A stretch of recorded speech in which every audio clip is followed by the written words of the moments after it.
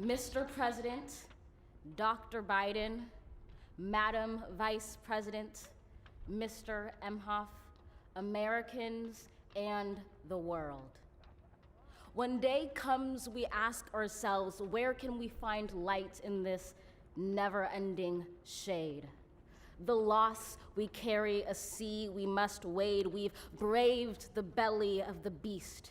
We've learned that quiet isn't always peace, and the norms and notions of what just is isn't always just is.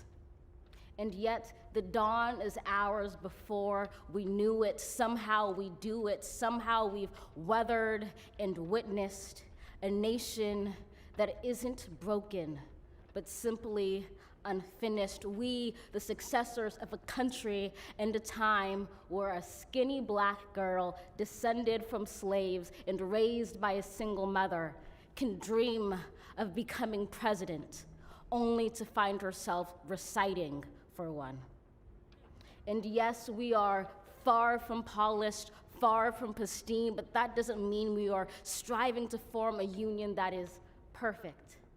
We are striving to forge our union with purpose, to compose a country committed to all cultures, colors, characters, and conditions of man. And so we lift our gazes not to what stands between us, but what stands before us. We close the divide because we know to put our future first, we must first put our differences aside. We lay down our arms so we can reach out our arms to one another. We seek harm to none and harmony for all. Let the globe, if nothing else, say this is true. That even as we grieved, we grew, that even as we hurt, we hoped, that even as we tired, we tried, that we'll forever be tied together, victorious, not because we will never again know defeat, but because we will never again sow division. Scripture tells us to envision that everyone shall sit under their own vine and fig tree, and no one shall make them afraid. If we're to live up to our own time, then victory won't lie in the blade, but in all the bridges we've made. That is the promised glade, the hill we climb, if only we dare it, because being American is more than a pride we inherit. It's the past we step into and how we repair it. We've seen a force that would shatter our nation rather than share it, would destroy our country if it meant delaying democracy. And this effort very nearly succeeded. But while democracy can be periodically delayed, it can never be permanently defeated.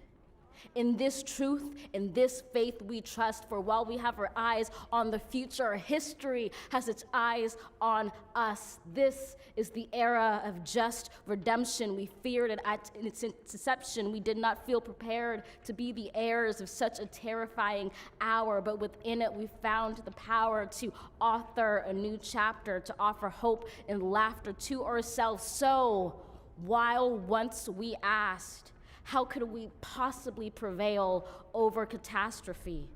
Now we assert, how could catastrophe possibly prevail over us? We will not march back to what was, but move to what shall be, a country that is bruised but whole, benevolent but bold, fierce and free. We will not be turned around or interrupted by intimidation, because we know our inaction and inertia will be the inheritance of the next generation. Our blunders become their burdens. But one thing is certain: if we merge mercy with might and might with right, then love becomes our legacy and change our children's birthright.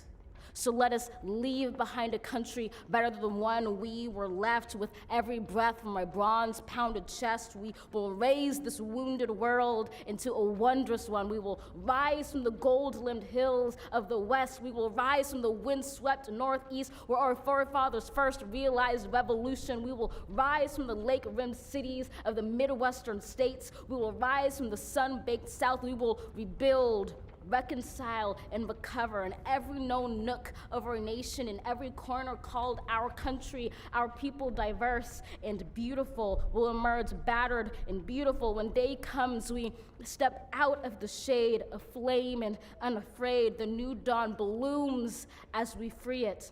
For there is always light, if only we're brave enough to see it, if only we're brave enough to be it.